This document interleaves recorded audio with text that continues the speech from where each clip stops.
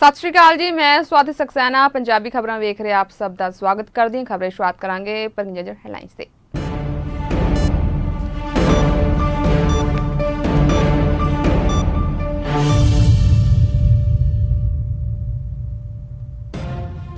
Lockdown विच अज देश मना रहा ईद का त्यौहार। देश की राजधानी दिल्ली समेत पूरे देश में ईद के त्यौहार की धूम।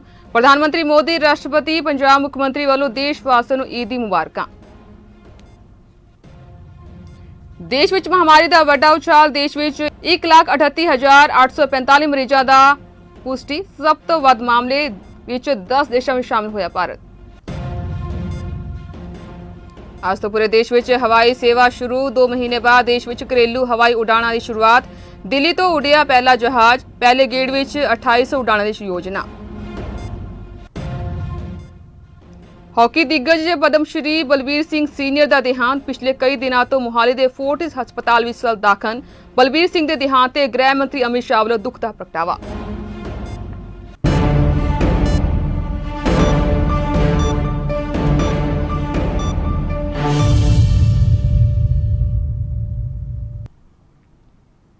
हुण खबरां विस्तार नाल। महामारी कारण हुई तालाबंदी के विचकार देश अज ईद का त्यौहार मना रहे हैं। महामारी कारण देश भर में लागू लॉकडाउन दौरान ईद उल फितर का त्यौहार अज मनाया जा रहा है। इस मौके लोग एक दूसरे को बधाई दे रहे हैं। महामारी संकट के समय बाजारों में खरीदारी की रौनक नहीं लगी।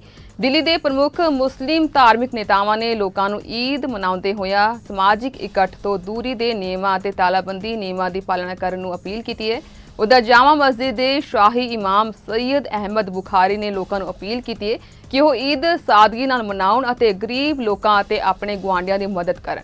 लॉकडाउन दौरान समाजिक दूरी कायम रखने की अपील सरकार वालों की गई है। देश की राजधानी दिल्ली समेत अज पूरे देश विच ईद का त्यौहार मनाया जा रहा है। पंजाब के मलेरकोटला, कादियां ते होर बहुत सारे देशों में ईद का जोश लोगों के मनां विच तां खूब है, पर लॉकडाउन कारण ऐतकी बाजारां विच रौनकां पूरी तरह गायब ने।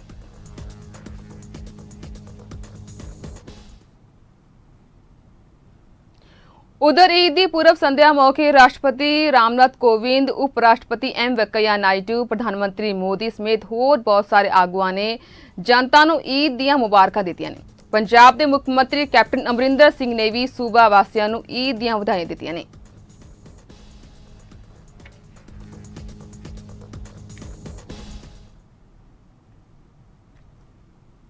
अज अमृतसर विखे मुस्लिम भाईचारे वालों ईद उल फितर के पवित्र त्यौहार मौके जामा मस्जिद खैरदीन हॉल बाजार विखे कादरी अमीद हुसैन कादमी वालों नमाज अदा की गई है। इस मौके महामारी के लॉकडाउन के चलदे सोशल डिस्टेंसिंग नूं ध्यान विच रखते हुए मुस्लिम भाईचारे वालों सीमित गिणती विच पहुंच के नमाज अदा की गई है। समूचे विश्व के लोगों की तंदुरुस्ती की दुआ की गई है। इस मौके गलबात करदे मुहम्मद यूसुफ बियात मुस्लिम भाईचारे के आगू वालों जिथे सारे मुस्लिम भाईचारे को ईद उल फितर की पवित्र त्यौहार की बधाई दी है।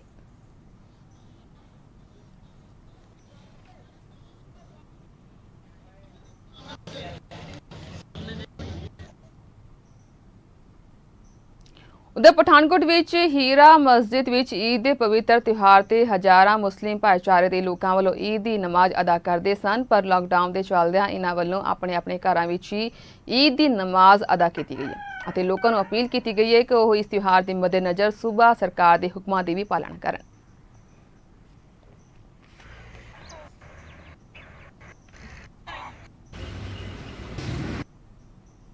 अज पटियाला विखे मुस्लिम भाईचारे वालों ईद उल फितर के पवित्र त्यौहार मौके नमाज अदा की गई है। इस मौके महामारी के लॉकडाउन के चलदे सोशल डिस्टेंसिंग ध्यान विच रखते हुए मुस्लिम भाईचारे वालों सीमित गिनती विच पहुंच के नमाज अदा की गई और समूचे विश्व के लोगों की तंदुरुस्ती की भी दुआ की गई।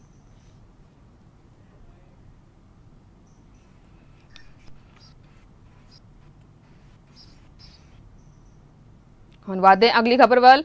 महामारी के एक ही दिन में करीब 7,000 तो वध मामले आउण नाल भारत इस महामारी नाल सब तो वध प्रभावित 10 देशों में शामिल हो गया। सेहत और परिवार कल्याण मंत्रालय वालों जारी आंकड़े अनुसार अज कुल 6,977 नवे मामले सामने आए हैं। हुण तक देश में 1,38,845 मरीजों का इस वायरस के इन्फैक्शन की पुष्टि हुई है।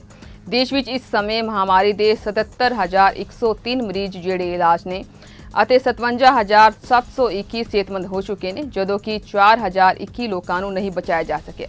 ਇਸ ਦੇ ਨਾਲ ਹੀ ਦੇਸ਼ ਵਿੱਚ ਕੁੱਲ ਮਰੀਜ਼ਾਂ ਦੀ ਗਿਣਤੀ ਈਰਾਨ ਤੋਂ ਵੱਧ ਹੋ ਗਈ ਹੈ ਅਤੇ ਇਸ ਮਾਮਲੇ ਵਿੱਚ ਭਾਰਤ 10ਵੇਂ ਸਥਾਨ ਤੇ ਪਹੁੰਚ ਗਿਆ।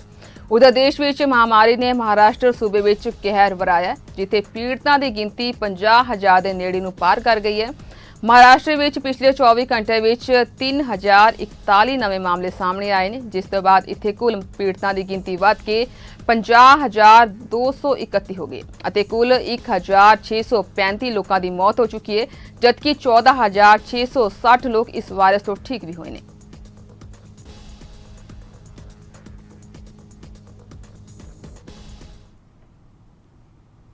ਦੇਸ਼ ਵਿੱਚ ਲੋਕਡਾਊਨ ਦਰਮਿਆਨ ਬੱਸ ਤੇ ਰੇਲ ਸੇਵਾ ਸ਼ੁਰੂ ਹੋਣ ਤੋਂ ਬਾਅਦ ਅੱਜ ਘਰੇਲੂ ਹਵਾਈ ਸੇਵਾ ਦੀ ਸ਼ੁਰੂਆਤ ਹੋ ਗਈ ਹੈ। ਕਰੀਬ 2 ਮਹੀਨੇ ਤੱਕ ਉਡਾਣਾਂ ਮੁਅੱਤਲ ਰਹਿਣ ਮਗਰੋਂ ਘਰੇਲੂ ਜਹਾਜ਼ਾਂ ਦਾ ਸੰਚਾਲਨ ਦੇਸ਼ ਭਰ ਵਿੱਚ ਅੱਜ ਤੋਂ ਬਹਾਲ ਹੋ ਗਿਆ। ਦਿੱਲੀ ਦੇ ਇੰਦਰਾ ਗਾਂਧੀ ਇੰਟਰਨੈਸ਼ਨਲ ਏਅਰਪੋਰਟ ਤੇ 4:45 ਤੇ ਪੁਣੇ ਲਈ ਪਹਿਲੀ ਫਲਾਈਟ ਰਵਾਨਾ ਹੋਈ। ਆਂਧਰਾ ਪ੍ਰਦੇਸ਼ ਅਤੇ ਪੱਛਮੀ ਬੰਗਾਲ ਨੂੰ ਛੱਡ ਕੇ ਪੂਰੇ ਦੇਸ਼ ਵਿੱਚ ਦੇਰ ਰਾਤ ਤੋਂ ਯਾਤਰੀ ਏਅਰਪੋਰਟ ਤੇ ਆਉਣੇ ਸ਼ੁਰੂ ਹੋ ਗਏ ਸਨ। ਯਾਤਰੀਆਂ ਦਾ ਉਤਸ਼ਾਹ ਦੇ ਨਾਲ ਮਹਾਮਾਰੀ ਦਾ ਸਹਿਮ ਵੀ ਪਾਇਆ ਗਿਆ। ਦਿੱਲੀ ਏਅਰਪੋਰਟ ਤੇ तमाम ਤਿਆਰੀਆਂ ਕੀਤੀ ਗਈਆਂ ਨੇ। ਸੋਸ਼ਲ ਡਿਸਟੈਂਸਿੰਗ ਲਈ ਏਅਰਪੋਰਟ ਸਿਕਿਉਰਿਟੀ ਤਾਇਨਾਤ ਕੀਤੀ ਗਈ ਹੈ। ਏਅਰਪੋਰਟ ਤੇ ਲਗਾਤਾਰ ਅਨਾਉਂਸਮੈਂਟ ਹੁੰਦੀ ਰਹੀ ਹੈ ਤਾਂ ਜੋ ਯਾਤਰੀਆਂ ਨੂੰ ਜਾਗਰੂਕ ਕੀਤਾ ਜਾ ਸਕੇ। ਇਸ ਤੋਂ ਇਲਾਵਾ ਲੋਕਾਂ ਦੇ ਮਾਸਕ ਪਹਿਨੇ ਹੋਏ ਨਜ਼ਰ ਆਏ। ਦੱਸ ਦਈਏ ਕਿ ਪਹਿਲੇ ਗੇੜ ਵਿੱਚ 2800 ਉਡਾਣਾਂ ਦੀ ਯੋਜਨਾ ਬਣਾਈ ਗਈ ਹੈ। ਮਹਾਮਾਰੀ ਨੂੰ ਫੈਲਣ ਤੋਂ ਰੋਕਣ ਲਈ ਦੇਸ਼ ਵਿੱਚ 24 ਮਾਰਚ ਤੋਂ ਏਅਰ ਟ੍ਰੈਫਿਕ ਰੋਕ ਦਿੱਤਾ ਗਿਆ ਸੀ, ਪਰ ਅੱਜ ਦਿੱਲੀ ਹਵਾਈ ਅੱਡੇ ਤੋਂ ਕਰੀਬ 380 ਜਹਾਜ਼ਾਂ ਦਾ ਸੰਚਾਲਨ ਕੀਤਾ ਜਾ ਰਿਹਾ ਹੈ। ਹਵਾਈ ਅੱਡੇ ਤੋਂ ਕਰੀਬ 190 ਜਹਾਜ਼ ਰਵਾਨਾ ਹੋ ਰਹੇ ਨੇ ਅਤੇ 190 ਜਹਾਜ਼ ਇੱਥੇ ਉਤਰਨਗੇ।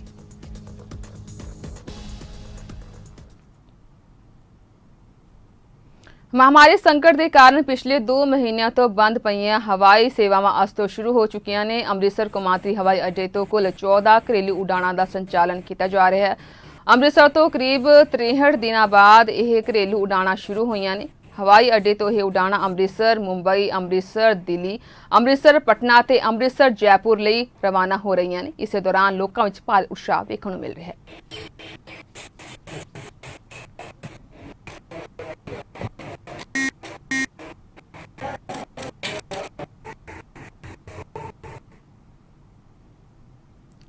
उधर बेंगलुरु तो हैदराबाद जाने वाली एयर इंडिया की उड़ान रद्द कर दी गई है। यात्रियों का आखना है कि यह उड़ान बिना किसी नोटिस के रद्द की गई है। यात्री ने आख्या कि बोर्डिंग पास स्कैन करते समय उन्होंने दस्या गया कि उन्होंने फ्लाइट कैंसल हो गई है।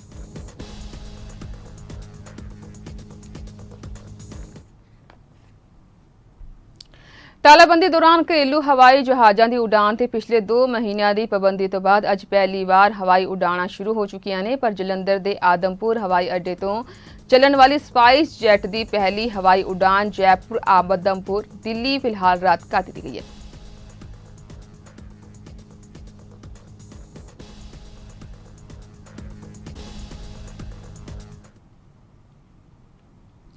महान हॉकी खिडारी ਅਤੇ 3 ਵਾਰ ਦੇ 올림픽 ਸੋਨ ਤਗਮਾ ਜੇਤੂ ਪਦਮਸ਼੍ਰੀ ਬਲਬੀਰ ਸਿੰਘ ਸੀਨੀਅਰ ਇਸ ਫਾਨੀ ਸੰਸਾਰ ਨੂੰ ਅਲਵਿਦਾ ਆ ਗਏ ਨੇ। ਬਲਬੀਰ ਸਿੰਘ ਸੀਨੀਅਰ ਨੇ ਅੱਜ ਸਵੇਰੇ ਕਰੀਬ 6:17 ਤੇ ਆਖਰੀ ਸਾਹ ਲਏ ਨੇ।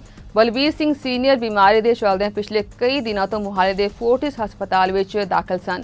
96 ਸਾਲਾ ਦਿੱਗਜ ਨੂੰ ਨਿਮੋਨੀਆ ਦੀ ਸ਼ਿਕਾਇਤ ਕਾਰਨ ਹਸਪਤਾਲ ਦਾਖਲ ਕਰਵਾਇਆ ਗਿਆ ਸੀ। ਉਹਨਾਂ ਨੂੰ ਹਸਪਤਾਲ ਵਿੱਚ ਹੀ ਦਿਲ ਦਾ ਦੌਰਾ ਵੀ ਪਿਆ ਸੀ, ਜਿਸ ਤੋਂ ਬਾਅਦ ਉਹਨਾਂ ਦੀ ਹਾਲਤ ਲਗਾਤਾਰ ਨਾਜ਼ੁਕ ਬਣੀ ਹੋਈ ਸੀ। ਕਾਬਲੇ ਗੌਰ ਹੈ ਕਿ ਬਲਬੀਰ ਸਿੰਘ ਸੀਨੀਅਰ ਨੇ ਲੰਡਨ, ਹੈਲਸਿੰਕੀ ਅਤੇ ਮੈਲਬੌਰਨ 올림픽 ਵਿੱਚ ਭਾਰਤ ਲਈ ਸੋਨ ਤਗਮੇ ਜਿੱਤਣ ਵਿੱਚ ਅਹਿਮ ਭੂਮਿਕਾ ਨਿਭਾਈ ਸੀ। ਹੈਲਸਿੰਕੀ 올림픽 ਵਿੱਚ ਨੀਦਰਲੈਂਡ ਖਿਲਾਫ 6-1 ਨਾਲ ਮਿਲੀ ਜਿੱਤ ਵਿੱਚ ਉਹਨਾਂ ਨੇ 5 ਗੋਲ ਕੀਤੇ ਸਨ ਅਤੇ ਇਹ ਰਿਕਾਰਡ ਅਜੇ ਵੀ ਬਰਕਰਾਰ ਹੈ। ਉਹ 1975 ਵਿਸ਼ਵ ਕੱਪ ਜੇਤੂ ਭਾਰਤੀ ਹਾਕੀ ਟੀਮ ਦੇ ਮੈਨੇਜਰ ਵੀ ਰਹਿ ਚੁੱਕੇ ਸਨ।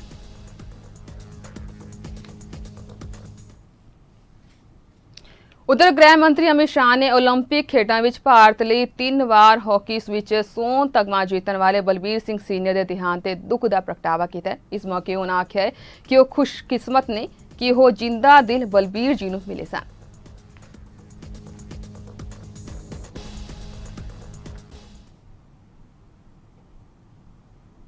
ਧੰਨਵਾਦ ਹੈ। ਕੁਝ ਹੋਰ ਖਬਰਾਂ ਵੱਲ। ਉੱਤਰ ਪ੍ਰਦੇਸ਼ ਦੇ ਉਨਾਵ ਵਿੱਚ ਰੇਪ ਦੇ ਮਾਮਲੇ ਵਿੱਚ ਉਮਰ ਕੈਦ ਦੀ ਸਜ਼ਾ ਕੱਟ ਰਹੇ ਸਾਬਕਾ ਵਿਧਾਇਕ ਕੁਲਦੀਪ ਸਿੰਘ ਸੇਂਗਰ ਦੀ ਬੇਟੀ ਨੇ ਕਾਂਗਰਸ ਨੇਤਾ ਅਲਕਾ ਲਾਂਬਾ ਤੇ ਤਰਨਾ ਪਟੇਲ ਤੇ ਟਵੀਟ ਰਾਹੀਂ ਮਾਨਸਿਕ ਤਸੀਹੇ ਦਿੱਤੇ ਜਾਣ ਦੇ ਦੋਸ਼ ਲਗਾਉਂਦੇ ਹੋਏ FIR ਦਰਜ ਕਰਵਾਈ ਹੈ। ਕੁਲਦੀਪ ਦੀ ਬੇਟੀ ਐਸ਼ਵਰਿਆ ਨੇ ਪੁਲਿਸ ਸੁਪਰੀਡੈਂਟ ਵਿਕਰਾਂਤ ਵੀਰ ਨਾਲ ਮਿਲ ਕੇ ਗਲਤ ਟਵੀਟ ਕਰਨ ਅਤੇ ਉਸ ਟਵੀਟ ਤੇ ਆਏ ਕਮੈਂਟ ਨਾਲ ਪਰਿਵਾਰ ਨੂੰ ਮਾਨਸਿਕ ਤਸੀਹੇ ਮਿਲਣ ਦੇ ਦੋਸ਼ ਲਗਾਉਂਦੇ ਹੋਏ FIR ਦਰਜ ਕਰਵਾਏ ਜਾਣ ਦੀ ਮੰਗ ਕੀਤੀ ਹੈ, ਜਿਸ ਤੇ ਪੁਲਿਸ ਸੁਪਰੀਡੈਂਟ ਨੇ ਪ੍ਰਾਰਥਨਾ ਪੱਤਰ ਤੇ ਸਦਰ ਕੋਤਵਾਲੀ ਇੰਚਾਰਜ ਨੂੰ ਕਾਰਵਾਈ ਲਈ ਆਦੇਸ਼ ਦਿੱਤਾ। ਕੋਤਵਾਲੀ ਇੰਚਾਰਜ ਦਿਨੇਸ਼ ਚੰਦਨ ਮਿਸ਼ਰਾ ਨੇ ਦੱਸਿਆ ਕਿ ਪ੍ਰਾਰਥਨਾ ਪੱਤਰ ਦੇ ਆਧਾਰ ਤੇ ਅਲਕਾ ਲਾਂਬਾ ਤੇ ਧਰਨਾ ਪਟੇਲ ਤੇ ਵੱਖ-ਵੱਖ ਧਾਰਾਵਾਂ ਤਹਿਤ ਮਾਮਲਾ ਦਰਜ ਕਰ ਲਿਆ ਗਿਆ।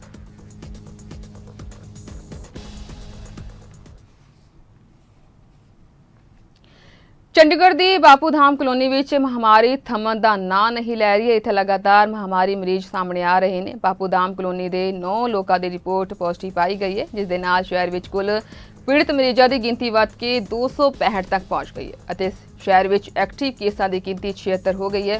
ਬਾਪੂ ਧਾਮ ਕਲੋਨੀ ਦੇ ਜਿਨ੍ਹਾਂ 9 ਲੋਕਾਂ ਵਿੱਚ ਮਹਾਮਾਰੀ ਦੀ ਪੁਸ਼ਟੀ ਕੀਤੀ ਗਈ ਹੈ, ਉਹਨਾਂ ਵਿੱਚ 48, 40 ਅਤੇ 47 ਸਾਲਾਂ ਦਾ ਵਿਅਕਤੀ, 14 ਸਾਲਾਂ ਦਾ ਲੜਕਾ, 23 ਸਾਲਾਂ ਦਾ ਨੌਜਵਾਨ, 3 ਸਾਲਾਂ ਦਾ ਇੱਕ ਬੱਚਾ, 22 ਸਾਲਾਂ ਦੀ ਇੱਕ ਲੜਕੀ, 35 ਅਤੇ 45 ਸਾਲਾਂ ਦੀਆਂ 2 ਔਰਤਾਂ ਸ਼ਾਮਲ ਨੇ।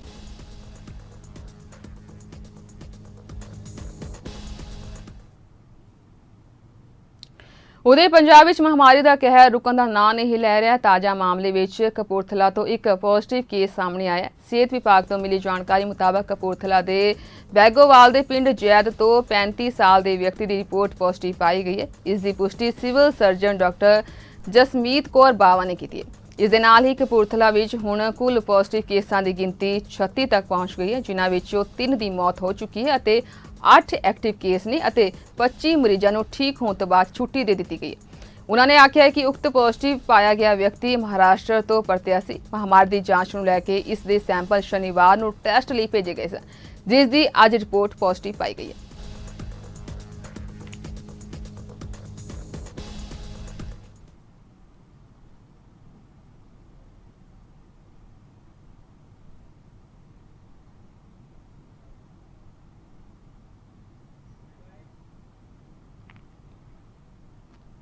ਦੇਰ ਰਾਤ ਬਟਾਲਾ ਅੰਮ੍ਰਿਤਸਰ ਰੋਡ ਤੇ ਪਿੰਡ ਕੁਲੀਆ ਸੈਦ ਮੁਬਾਰਕ ਵਿੱਚ ਛੱਪੜ ਦੀ ਖੁਦਾਈ ਨੂੰ ਲੈ ਕੇ 2 ਧਿਰਾਂ ਵਿਚਾਲੇ ਹੋਏ ਝਗੜੇ ਦੌਰਾਨ ਗੋਲੀ ਚੱਲਣ ਨਾਲ ਇੱਕ ਵਿਅਕਤੀ ਦਾ ਕਤਲ ਹੋ ਗਿਆ ਤੇ 2 ਹੋਰ ਗੰਭੀਰ ਰੂਪ ਨਾਲ ਜ਼ਖਮੀ ਹੋਏ ਨੇ।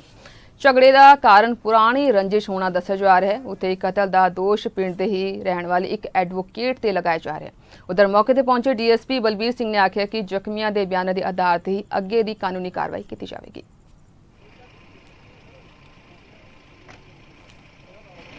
अच्छा जी। ਸ਼੍ਰੀ ਗੁਰੂ ਨਾਨਕ ਵਿਦਿਅਕ ਸੁਸਾਇਟੀ ਮੁੰਬਈ ਦੀ ਸਰਪ੍ਰਸਤੀ ਹੇਠ ਮਹਾਮਾਰੀ ਨਾਲ ਲੜ ਰਹੇ ਯੋਧਿਆਂ ਲਈ ਰੋਜ਼ਾਨਾ 1000 ਭੋਜਨ ਦੇ ਪੈਕੇਟ ਤਿਆਰ ਕਰਕੇ ਵੰਡੇ ਜਾ ਰਹੇ ਹਨ।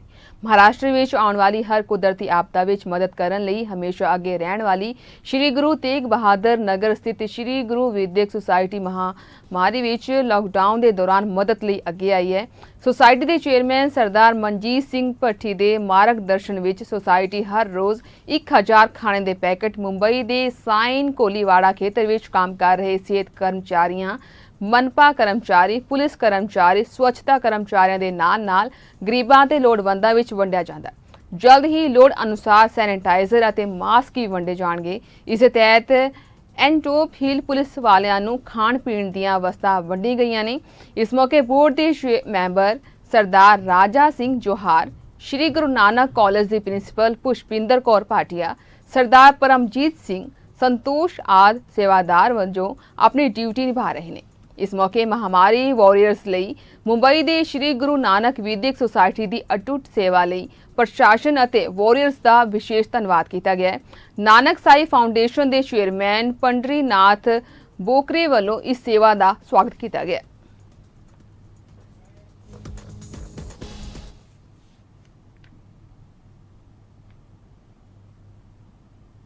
उधर सिख यूथ एडमिंटन वालों पिछले 2 महीनों तो लगातार लंगर रस की सेवा की जा रही है, जो कि लगातार जारी है। सिख यूथ एडमिंटन वालों किए जा रहे इस उपराले की हर पासे कोश लागा हो रही है। उन्होंने हौसला अफजाई लई सहयोग लई हर तबके के लोग अगे आ रहे हैं।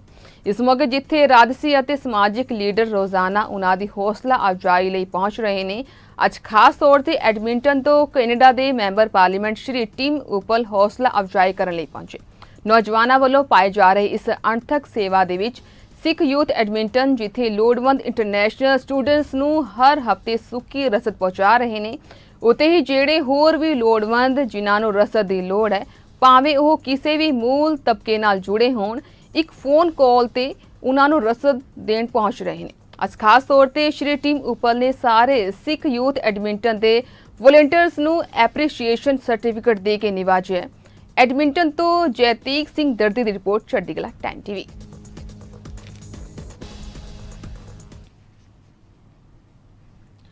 ਗਲੋਬਲ ਸਿੱਖ ਕੌਂਸਲ ਨੇ ਭਾਰਤ ਵਿੱਚ ਆਪਣੇ 2 ਨੁਮਾਇੰਦਿਆਂ ਦੇ ਨਾਮ ਦਾ ਐਲਾਨ ਕੀਤਾ ਹੈ। ਉਹਨਾਂ ਨੇ ਮੁੰਬਈ ਦੇ ਸਰਦਾਰ ਰਾਮ ਸਿੰਘ ਰਾਠੌਰ ਅਤੇ ਪੌਂਡੀਚੇਰੀ ਤੋਂ ਸਰਦਾਰ ਹਰਸ਼ਰਨ ਸਿੰਘ ਨੂੰ ਆਪਣਾ ਨੁਮਾਇੰਦਾ ਬਣਾਇਆ ਅਤੇ ਸੰਸਥਾ ਦੇ 30 ਵੱਖ-ਵੱਖ ਮੁਲਕਾਂ ਵਿੱਚ ਮੈਂਬਰ ਨੇ।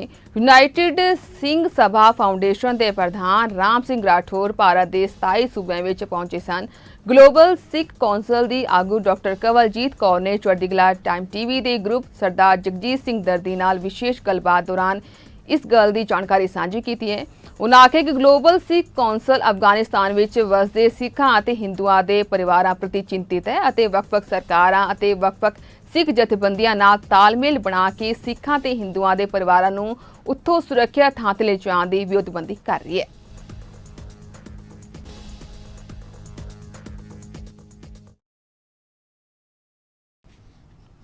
ਹੁਣ ਵਾਦੇ ਮੌਸਮ ਦੇ ਹਾਲ ਤੇ ਮੌਸਮ ਵਿਭਾਗ ਨੇ ਤਾਪਮਾਨ 45 ਡਿਗਰੀ ਤੋਂ ਉੱਪਰ ਹੋਣ ਤੇ ਪੰਜਾਬ, ਹਰਿਆਣਾ, ਚੰਡੀਗੜ੍ਹ, ਦਿੱਲੀ ਅਤੇ ਰਾਜਸਥਾਨ ਲਈ ਰੈੱਡ ਅਲਰਟ ਜਾਰੀ ਕਰ ਦਿੱਤਾ ਹੈ। ਮੌਸਮ ਵਿਭਾਗ ਦੇ ਵਿਗਿਆਨੀਆਂ ਡਾਕਟਰ ਐਨ ਕੁਮਾਰ ਨੇ ਆਖਿਆ ਕਿ ਅਗਲੇ 5 ਦਿਨ ਇਲਾਕੇ ਵਿੱਚ ਤੇਜ਼ ਲੂ ਚੱਲੇਗੀ। ਤਾਪਮਾਨ 47 ਡਿਗਰੀ ਤੱਕ ਵੀ ਵੱਧ ਸਕਦਾ ਹੈ। ਜਾਣਕਾਰੀ ਅਨੁਸਾਰ ਦਿੱਲੀ ਅਤੇ ਇਸ ਦੇ ਆਸ-ਪਾਸ ਦੇ ਇਲਾਕਿਆਂ ਵਿੱਚ ਪੰਜਾਬ, ਹਰਿਆਣਾ, ਰਾਜਸਥਾਨ ਅਤੇ ਉੱਤਰ ਪ੍ਰਦੇਸ਼ ਦੇ ਉੱਤਰੀ ਹਿੱਸੇ ਵਿੱਚ ਮੌਨਸੂਨ ਤੋਂ ਪਹਿਲਾਂ ਦੀਆਂ ਗਤੀਵਿਧੀਆਂ ਕਾਰਨ ਕੁਝ ਰਾਹਤ ਮਿਲੇਗੀ।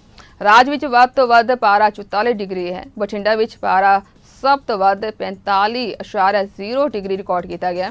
ਲੁਧਿਆਣਾ, ਜਲੰਧਰ, ਅੰਮ੍ਰਿਤਸਰ ਅਤੇ ਸੰਗਰੂਰ ਵਿੱਚ ਤਾਪਮਾਨ 44 ਡਿਗਰੀ ਦਰਜ ਕੀਤਾ ਗਿਆ। ਇਸ ਦੇ ਨਾਲ ਹੀ ਹਰਿਆਣਾ ਵੀ ਇਸੇ ਸਮੇਂ ਭਰਪੂਰ ਤਪੇਗਾ। ਹਿਮਾਚਲ ਵਿੱਚ 28 ਤੱਕ ਤੂਫਾਨ ਤੇ ਬਾਰਿਸ਼ ਦੀ ਭਵਿੱਖਬਾਣੀ ਕੀਤੀ ਗਈ ਹੈ।